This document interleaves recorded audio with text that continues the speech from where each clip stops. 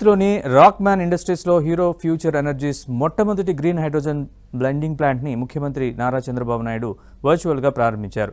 Hero Future energies చేపట్టిన ఈ project పారిశ్రామిక అవసరాల కోసం పీఎన్జీ, ఎల్పీజీతో గ్రీన్ హైడ్రోజన్ బ్లెండింగ్కు సరికొత్త విధానాన్ని అనుసరిస్తోందని సీఎం తెలిపారు.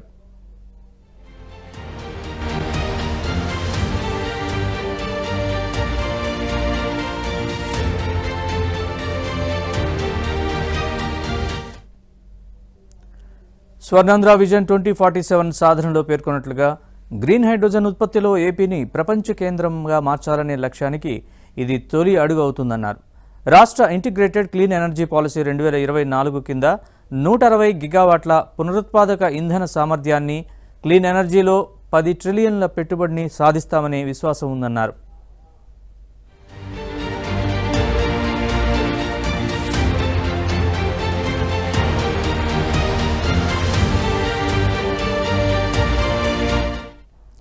ఈ వర్చువల్ ప్రారంభోత్సవ కార్యక్రమంలో Hero Future Energies MD chairman Rahul Munjal, Hero Future Energies global CEO Srivatsava Iyer, Rockman Industries MD Ujjwal Munjal, Rockman Industries CEO Kaushik Manna, Ohmium CEO Arne Ballantyne పాల్గొన్నారు.